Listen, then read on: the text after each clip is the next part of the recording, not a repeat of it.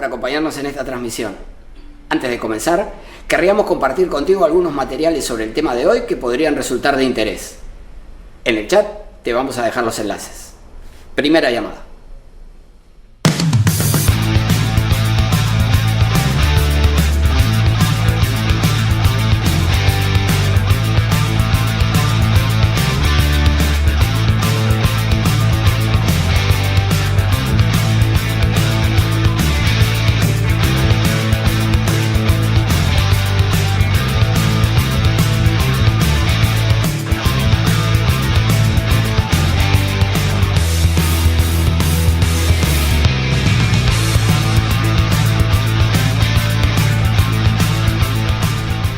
Ya estamos por comenzar la transmisión, pero antes quería pedirte que si te interesan nuestros contenidos, nos sigas en nuestras redes sociales. En el chat vas a encontrar los enlaces. Cuando regreses, estaremos comenzando. Segunda llamada.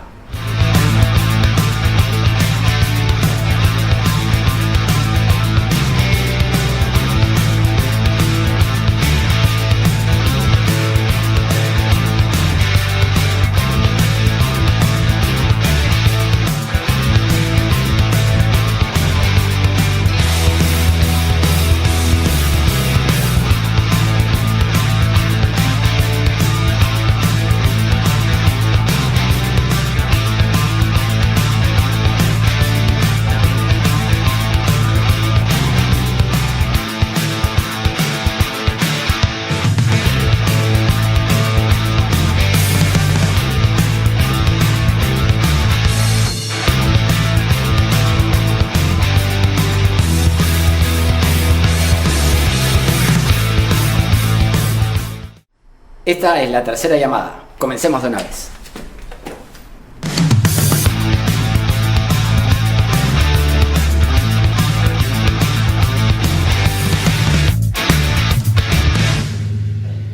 Hola, ¿qué tal? Muy buenas tardes, ¿cómo están ustedes? Comenzamos un nuevo programa de la segunda temporada de El Constitucional, que se sigue transmitiendo, como siempre, a través de nuestra página de Facebook, Omar.Sar, por televisión abierta, a través de Onda Digital, canal 18.4 en Lima, por Cable Más, canal 791, y a través de la plataforma de LP Pasión por el Derecho, que es una entidad de referencia en materia jurídica y brinda capacitación a miles de profesionales. El Constitucional es definitivamente un programa multimedia que se transmite por web, por redes sociales, por televisión abierta y también por cable. Pero ahora, además, puede ser considerado un programa interactivo porque compartimos los códigos QR de las fuentes que vamos a citar y eso te permite descargarlas en tiempo real. Les vamos a pedir que por favor nos dejen su like, que apoyen esta transmisión y se incorporen como colaboradores de nuestra página de Facebook para llegar a más gente. Querría recordarles que ya hemos publicado en nuestro Facebook, Omar.Sar, toda la información relacionada con el proceso de matrícula de la maestría en Derecho Constitucional de la Universidad de San Martín de Porres. Aquí tienen el enlace. Si lo siguen, van a ir a la publicación donde van a encontrar los datos relacionados con los costos, la plana docente, la fecha del ciclo lectivo 2022-2. En fin, ahí van a encontrar toda la información. Además, hay becas para servidores del Poder Judicial, del Ministerio Público, de Indecopy y de SEDAPAL y descuento, por supuesto, en las pensiones para los graduados de la Facultad de Derecho de la San Martín. Así que los esperamos. El perfeccionamiento es siempre un paso importante en la carrera profesional. Muy bien, vamos a nuestro tema de hoy. La legitimidad de las resoluciones judiciales depende de que los jueces expresen las razones en virtud de las cuales deciden. En el ámbito constitucional está claramente proscrita la arbitrariedad. No se puede decidir porque sí, porque a mí me da la gana, porque yo soy el juez y usted se calla. El juez tiene el deber de dar cuenta de las razones que conducen a la decisión. Y como vamos a ver más adelante, esa exigencia es la de que construya un silogismo que parta de premisas válidas y verdaderas, que tenga una estructura lógica y que la conclusión se derive de las premisas. De hecho, el constituyente incluyó entre los derechos relacionados con la función jurisdiccional al derecho a la motivación.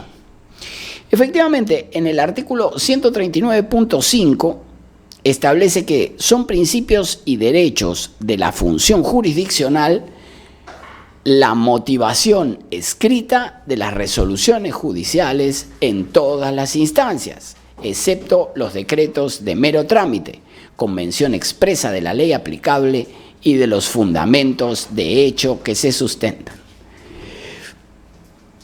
A ver, esto presupone premisas fácticas, supuestos de hecho y premisas normativas, el derecho aplicable a ese caso.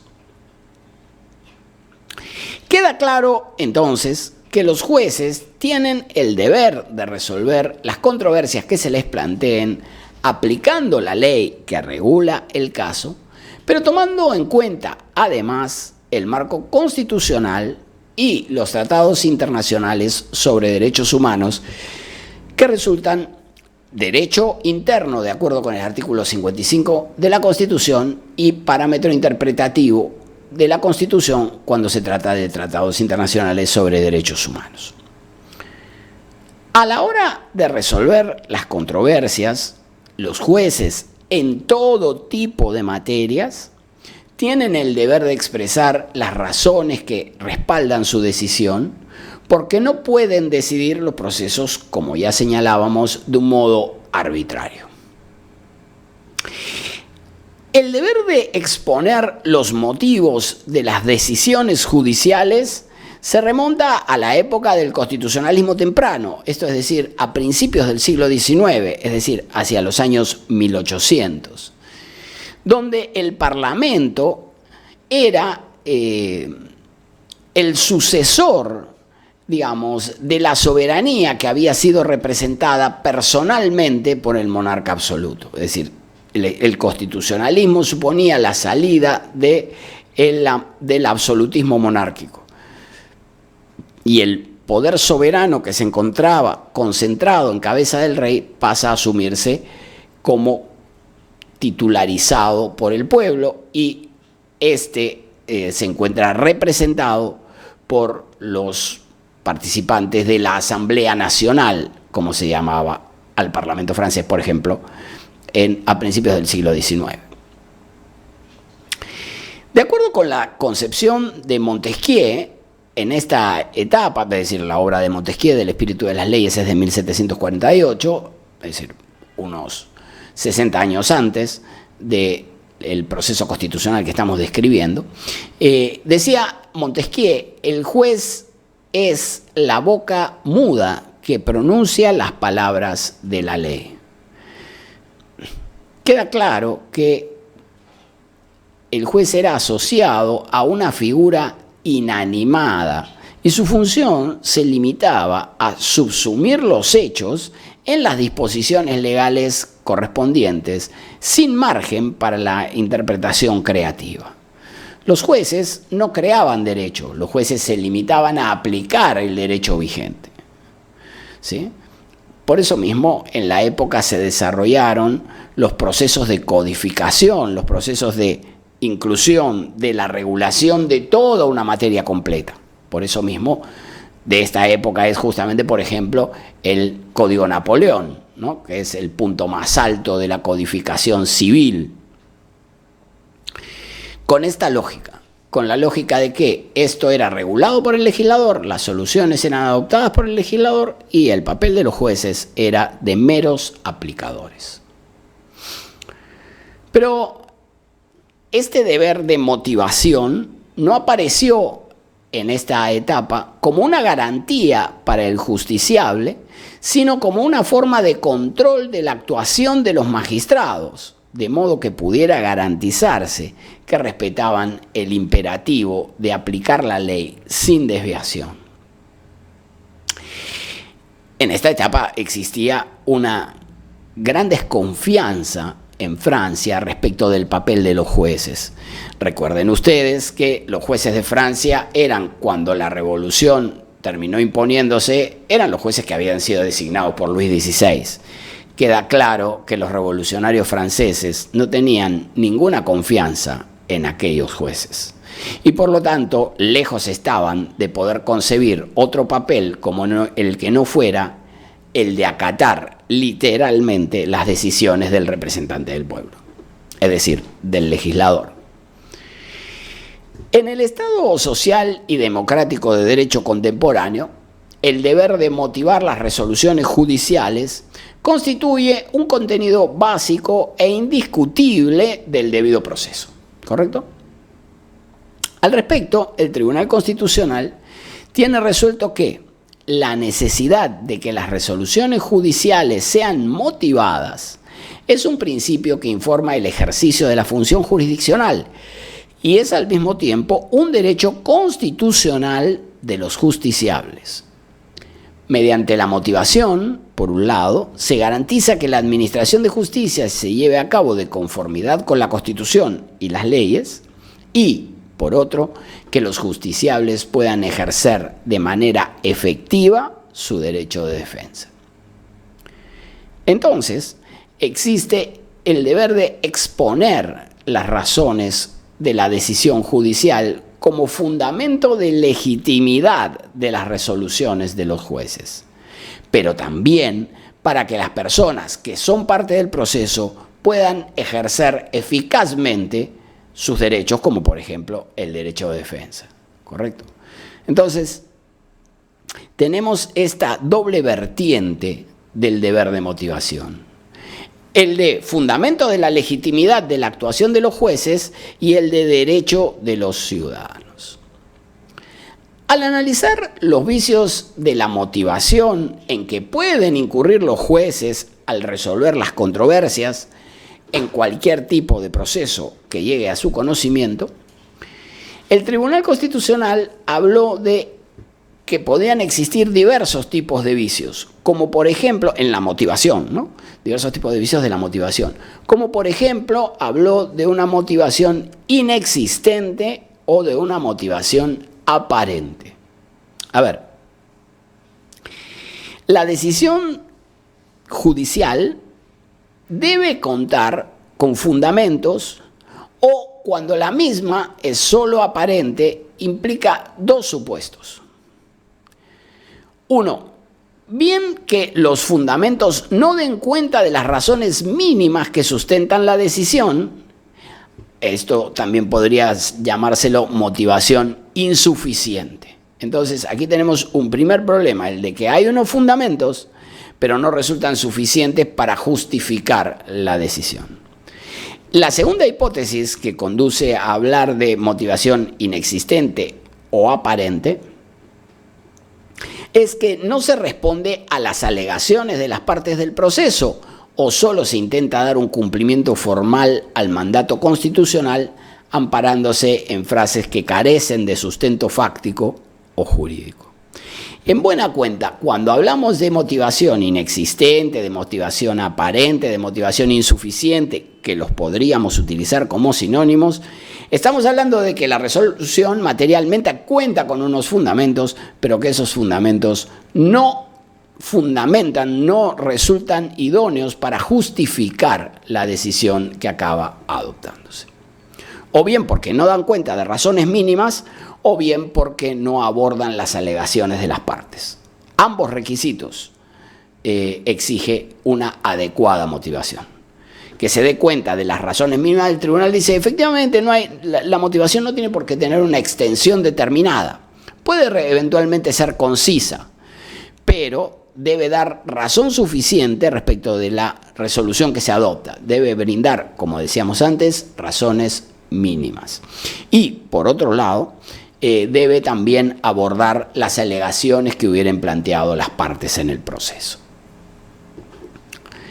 Por otra parte, puede hablarse, además de esta motivación aparente, inexistente o insuficiente, puede hablarse, según el Tribunal Constitucional, de vicios de la motivación interna. Los defectos internos de la motivación, los defectos internos del razonamiento justificatorio, también presentan dos supuestos diferentes. Uno, existe un defecto en la motivación interna cuando existe invalidez de una inferencia a partir de las premisas que establece previamente el juez en su decisión. ¿Correcto? Entonces, invalidez de la inferencia. Decíamos que debía construirse como un razonamiento lógico, ¿verdad? Y por otro lado, también existe un defecto en la motivación interna cuando existe incoherencia narrativa, que es, al fin y al cabo, un discurso absolutamente confuso, incapaz de transmitir de modo coherente las razones en que se apoya la decisión, ¿sí? A este supuesto también lo podríamos denominar motivación incongruente, ¿correcto? Entonces, la motivación interna. ¿Qué es la motivación interna? Inferencias válidas, deducciones válidas y coherencia narrativa, ¿sí? Que tenga un sentido, que se parta de unas premisas, se desarrolle el análisis y que la conclusión se derive del análisis y de las premisas de las que partió.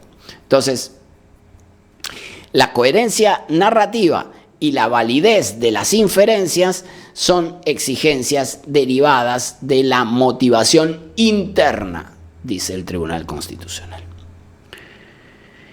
En ambos casos, es decir, en el de las inferencias válidas como el de la coherencia narrativa, se trata de identificar el ámbito constitucional de la debida motivación mediante el control de los argumentos utilizados en la decisión asumida por el juez o por el tribunal que corresponda, ya sea desde la perspectiva de su corrección lógica o desde su coherencia narrativa.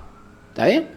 Entonces, la motivación interna es la coherencia, la corrección lógica del discurso justificatorio planteado por el juez.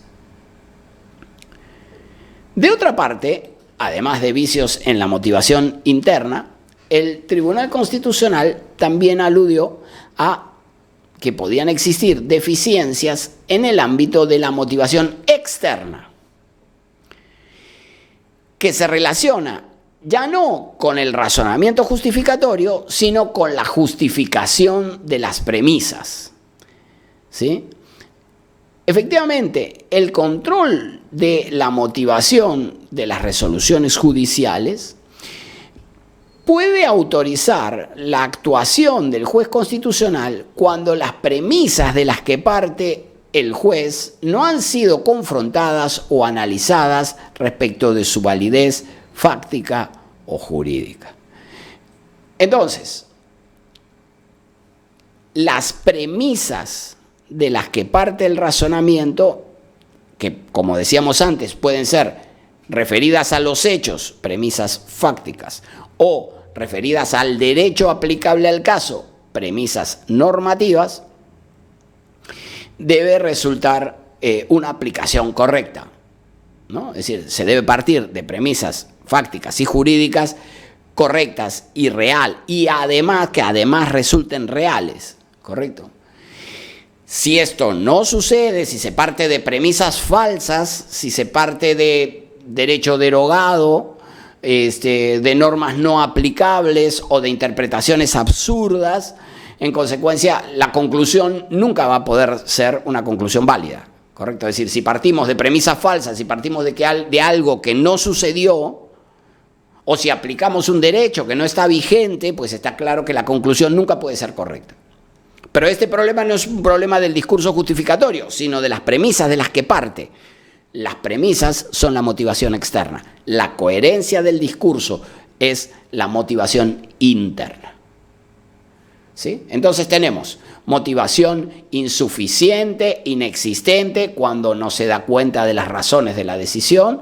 Por otro lado, tenemos defectos de la motivación interna, cuando se trata de la coherencia del discurso justificatorio, con los detalles que ya hemos brindado, y también defectos en la motivación externa, que se refiere a las premisas, al punto de partida del razonamiento justificatorio.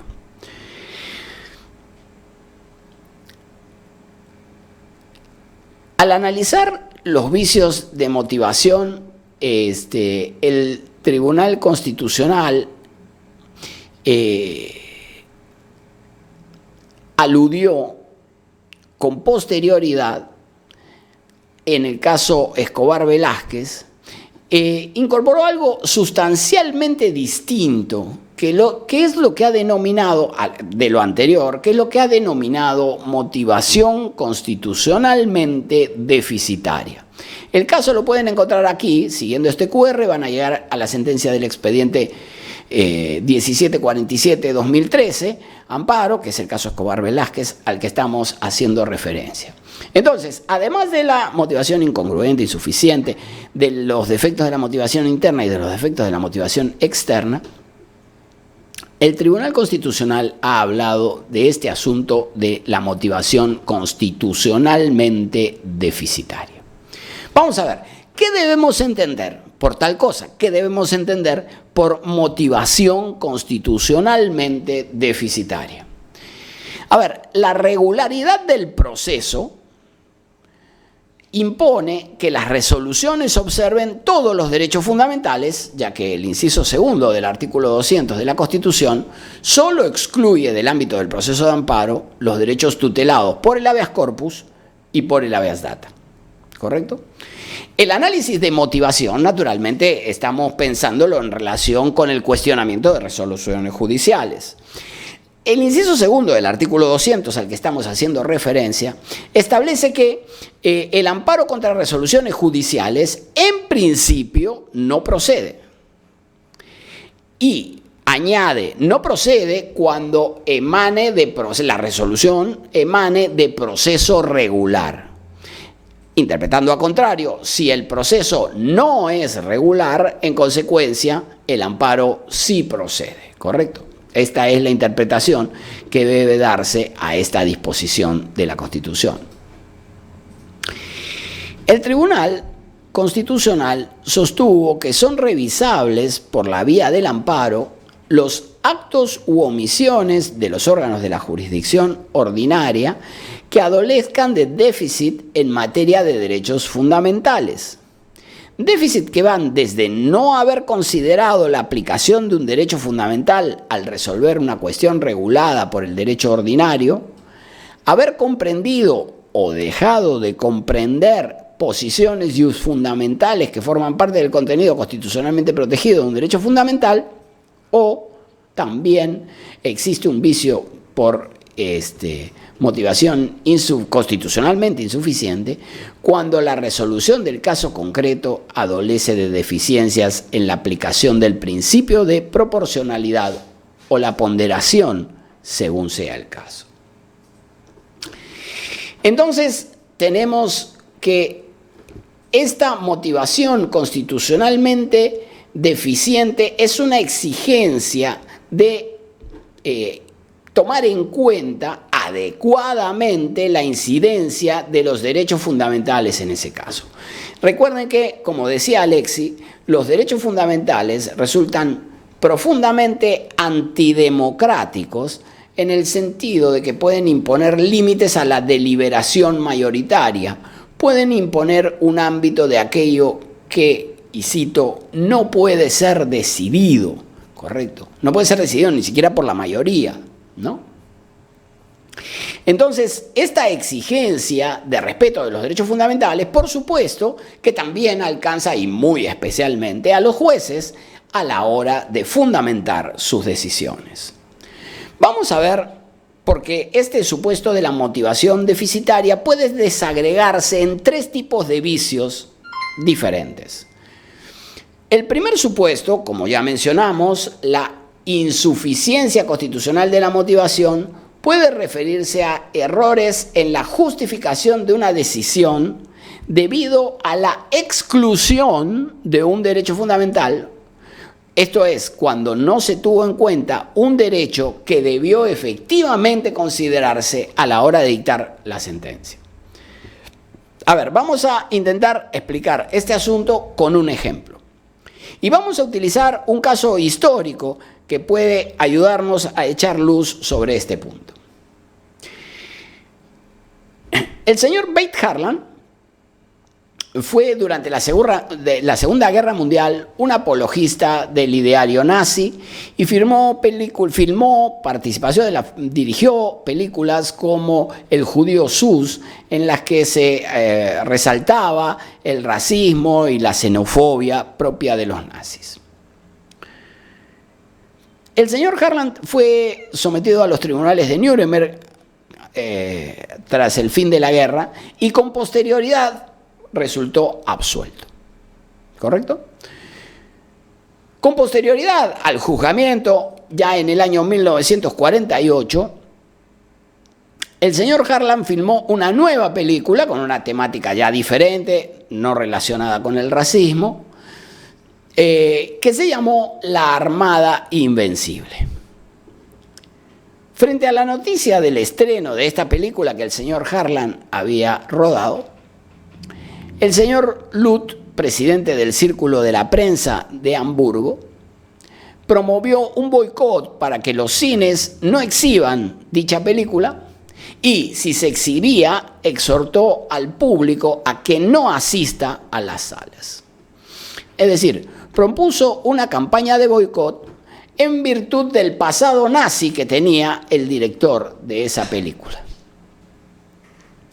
El resultado de la campaña de boicot que el señor Luth encabezó fue el de un completo desastre para el señor Harlan, que desde la perspectiva del resultado económico de la película, no la fue a ver ni su mamá, y finalmente presentó el señor Harlan, que había perdido dinero en la elaboración de la película, demandó al señor Luth por los daños y perjuicios.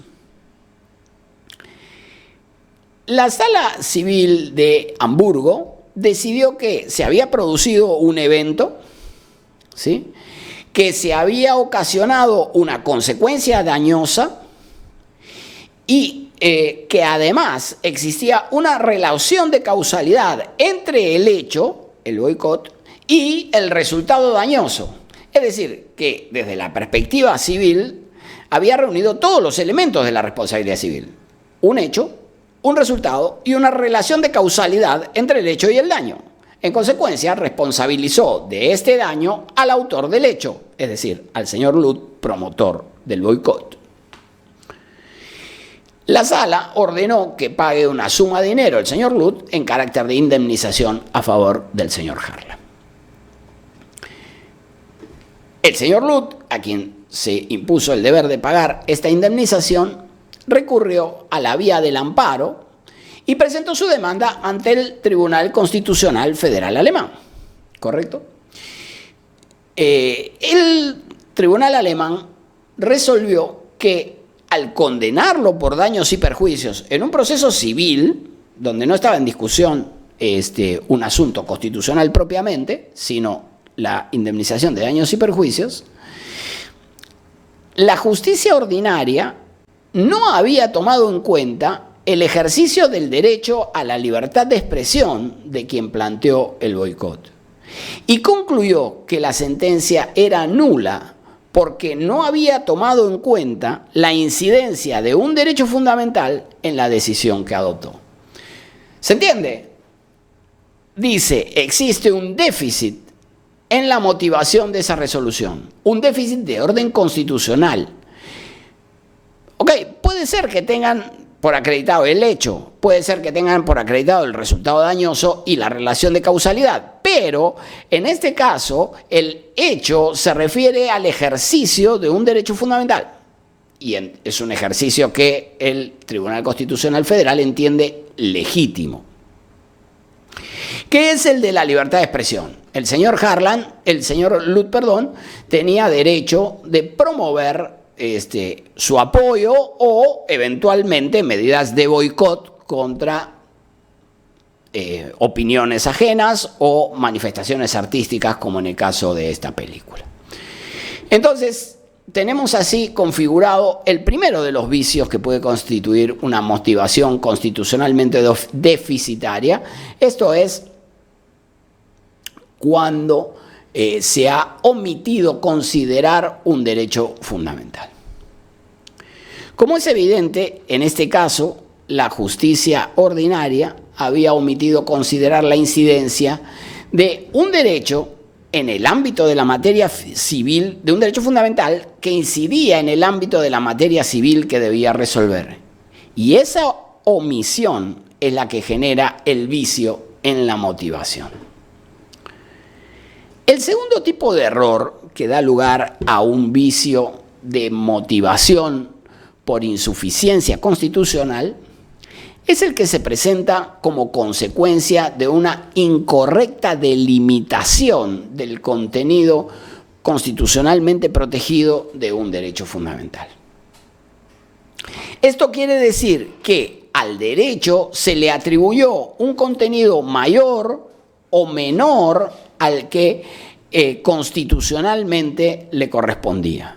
Por ejemplo, el Tribunal Constitucional del Perú analizó si el principio non bis in idem debía ser aplicado o no al ámbito de las resoluciones fiscales y concluyó que la prohibición de doble juzgamiento no se refiere propiamente al juzgamiento en sentido estricto, sino a la persecución penal múltiple. Debía interpretarse en un sentido amplio. En consecuencia, excluir a las resoluciones fiscales del ámbito del derecho establecido o derivado del principio non bis in idem supondría una decisión subincluyente que presupone un vicio de motivación por incorrecta delimitación del contenido del derecho. Si decimos que el non bis in idem no forma parte del debido proceso en el ámbito fiscal, estamos haciendo una incorrecta delimitación del contenido. Ese principio sí forma parte del debido proceso en el ámbito fiscal. ¿Correcto? Entonces, excluirlo supone una incorrecta delimitación del ámbito propio del derecho fundamental.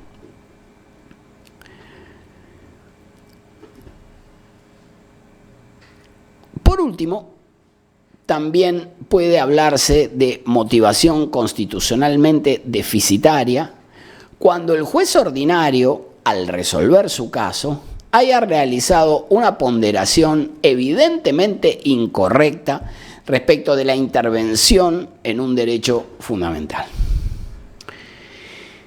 Naturalmente que quienes discrepen respecto de la ponderación como mecanismo para resolver conflictos entre principios cuestionarán este aspecto. Si la ponderación no tiene un resultado siempre y en todas partes exacto, comparable, entonces, ¿cómo podría hablarse de ponderación incorrecta? Personalmente, creo que la ponderación no es perfecta, pero en todo caso creo que es el mejor de los mecanismos disponibles para resolver las colisiones entre principios, ya que al menos tiene unos elementos concretos que deben ser necesariamente analizados para considerarla correcta. ¿Sí? Hemos desarrollado este tema de la ponderación y del test de proporcionalidad en este video cuyo código QR estamos compartiendo aquí. En una clase anterior abordamos el tema de la ponderación y allí realizamos un análisis detallado de los elementos que la componen y que deben ser tomados en cuenta. En consecuencia, entiendo que el error por incorrecta ponderación se presenta cuando el juez no cumple con los requisitos del test de proporcionalidad desarrollado por Alexi, que incluye, podemos ir señalando, la idoneidad, la necesidad de la medida y la ponderación en sentido estricto o proporcionalidad. Pero también se afecta se incurren en el déficit de incorrecta ponderación cuando las magnitudes de las intervenciones en los derechos fundamentales o de la satisfacción de los principios intervenidos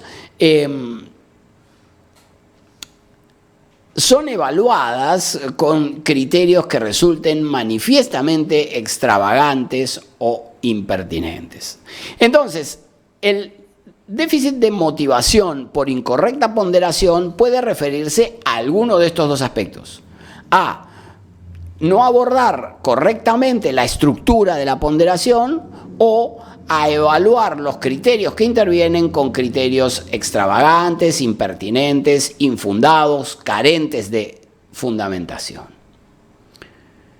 Entonces, así tenemos esta particular configuración de lo que el Tribunal Constitucional ha denominado motivación constitucionalmente deficitaria, que se presenta por exclusión de un derecho fundamental, el caso de Lut, por ejemplo, no se tomó en cuenta el derecho a la libertad de expresión, o bien por incorrecta delimitación, por ejemplo, en el principio non bis in idem y su aplicación al ámbito fiscal, el tribunal dice sí forma parte del contenido del derecho, y por último, un error por incorrecta ponderación, que como decíamos puede referirse a no observar la estructura del test de proporcionalidad o a utilizar criterios extravagantes o impertinentes. En resumen, queda claro que cuando el juez omita considerar un derecho fundamental, realice una incorrecta delimitación sobre el contenido del mismo derecho o realice una incorrecta ponderación, puede hablarse de una motivación constitucionalmente insuficiente, cuya consecuencia será la nulidad de la resolución que incurrió en el vicio. Esta es la jurisprudencia actual que ha desarrollado el Tribunal Constitucional sobre esta materia. Lo vamos a dejar aquí. Les agradecemos por acompañarnos en este nuevo programa de El Constitucional y recuerden apoyar nuestro trabajo, incorporarse como colaboradores de nuestra página de Facebook omar.sar, dejarnos un like en esta transmisión, compartir nuestro contenido y ya nos vemos en una siguiente transmisión. Muchísimas gracias. Ya nos vemos.